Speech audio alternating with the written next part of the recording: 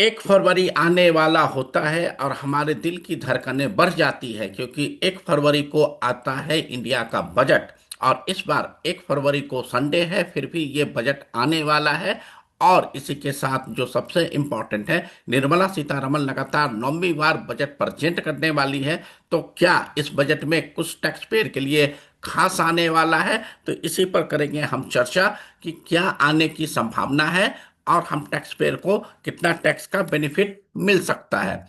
Budget budget तो overall economics और पूरे इंडिया का ग्रोथ के बारे में होता है, लेकिन हम इंडिविजुअल सिर्फ टैक्स पर्पस से बजट को सुनते हैं, जानते हैं, समझते हैं।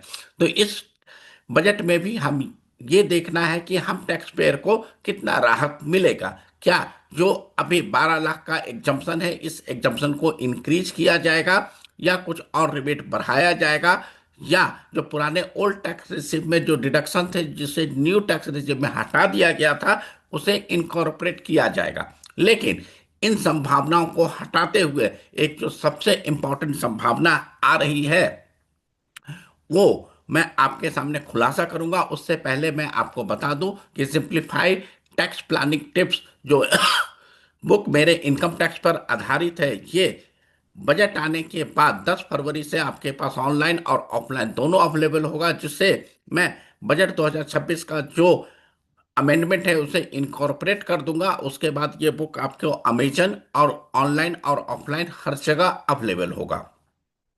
जो सबसे इंपॉर्टेंट चीज है इस बजट में, क्योंकि आईसीआई ने एक प्रपोजल दिया है गवर्नमेंट ऑफ इंडिया का, joint taxation for married couple. अब आपको लग रहा है कि ज्वाइंट टैक्सेशन क्या है? तो ज्वाइंट टैक्सेशन का मतलब है कि हस्बैंड और वाइफ मिलके एक ही रिटर्न फाइल करेंगे। जैसे अभी तक हस्बैंड वाइफ दोनों अर्निंग थे तो दो आईटीआर जा रहा था, अब ये सिर्फ एक आईटीआर जाएगा। इसे कहते हैं ज्वाइंट टैक्सेशन। तो ज्वाइंट टैक्सेशन या joint ITR for married couple, इसका क्या मेरिट है, इसका क्या डिमेरिट है, इस पर हम चर्चा करेंगे। और आपके पास अगर कोई सवाल हो तो आप अपने सवालों को जरूर हमसे पूछें। तो अब आपके दिमाग में आ रहा होगा कि आखिर ये ज्वाइंट मैरिड टैक्सेशन है क्या और इससे हमें टैक्स में क्या बेनिफिट मिलेगा। तो सबसे पहले ये ज्वाइंट आईटीआर आएगा तो ये ऑप्शनल होगा, और इसके जो रूल रेगुलेशन है इस पर अभी ज़्यादा कोई नहीं चर्चा कर सकता, क्योंकि ये संभावना है। और अगर ये संभावना आती भी है तो बजट में ही ये कंफर्म किया जाएगा कि इसके रूल्स रेगुलेशन क्या है और ये कैसे जमीन पर दिखाई देगा।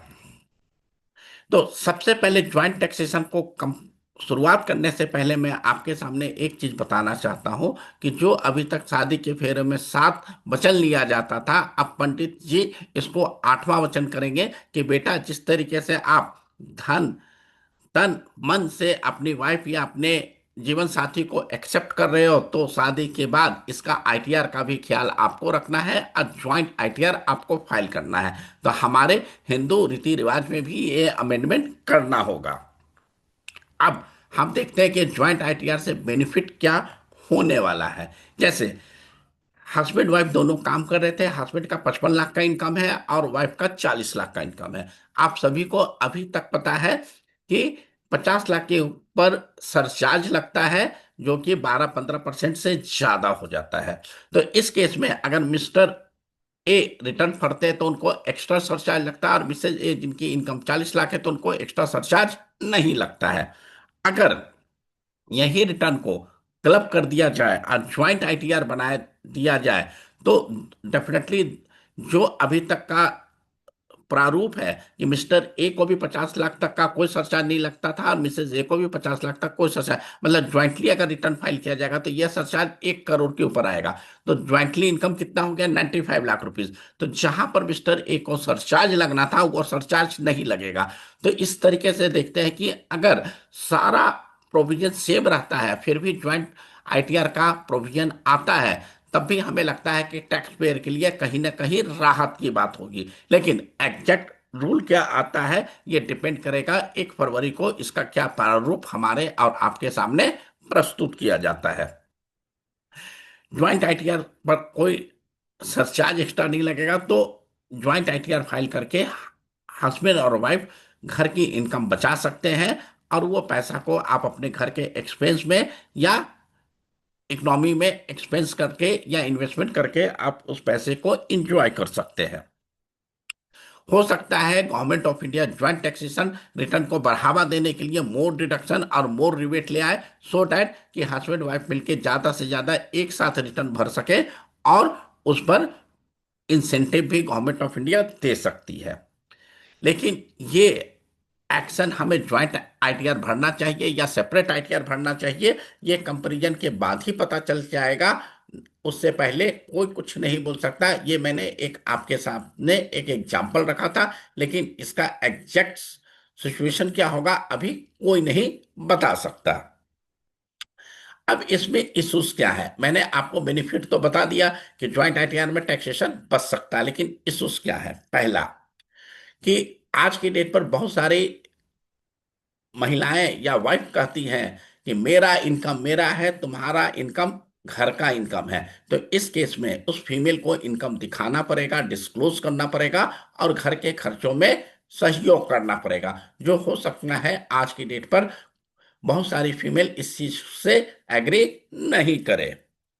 डिवोर्स, डिवोर्स एक बहुत ही आम बात हो गई है, जो मिडिल क्लास हाई सोसाइटी हर जगह अवेलेबल है।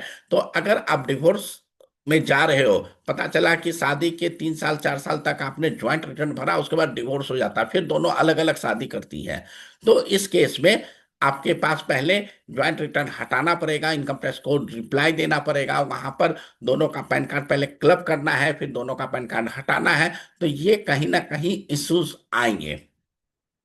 देन अगर दोनों में से किसी स्पाउस का डेथ हो जाता है, तब भी ये इशू सेम ही है, क्योंकि पहले ज्वाइंट अकाउंट जा रहा था, ज्वाइंट आईटीआर जा रहा था, अब सेपरेट आईटीआर हो जाएगा, क्योंकि जो डेथ हो चुका है उनका तो कोई एग्जिस्टेंस ही नहीं रहेगा।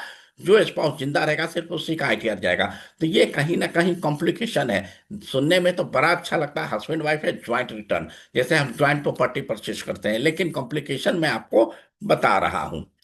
और अगर गलती किसी एक ने की, लाइक किसी एक ने ज्यादा डिडक्शन क्लेम कर लिया या इनकम डिस्क्लोज नहीं किया, तो नोटिस दोनों के ऊपर आएगा। अगर एक रिप्लाई नहीं कर रहा है तो पैसा दूसरे के अकाउंट से भी रिकवर किया जा सकता। तो ये कुछ इश्यूज है जो हस्बैंड वाइफ के केस में अगर ज्वाइंट रिटर्न आता है तो डिफिकल्टीज पैदा होगी। अब एक पॉइंट और है जो मैं आपके सामने बता दूं, कि ये जो ज्वाइंट रिटर्न का कॉन्सेप्ट है, ये यूएसए और जर्मनी में कुछ जगह पर अप्लीकेबल है, इसलिए आईसीआई ने इसे इंडिया में लाना चाहा, लेकिन मेरे अनुसार ये प्रैक्टिकल नहीं है। और अगर दोस्तों ये आता है तो जब तक ये ऑप्शनल हो, तो मेरा सजेशन होगा कि आप इसे सेपरेट सेपरेट रिटर्न ही रखें। आप इसे ज्वाइंट आईटीआर में थोड़ा सा पैसे बचाने के चक्कर में आगे का प्रॉब्लम क्रिएशन पर आप जाएंगे, तो मेरा सजेशन रहेगा कि जब तक ये ऑप्शनल है तो आप ऑप्शनल ही रहें। और इसी के साथ एक नया गाना भी बन सकता है कि इनकम तुम बनो डिडक्शन मैं बन जाऊंगा, हम दोनों का इनकम बहुत ज्यादा है तो रिबेट हमारा काम करा जाएगा।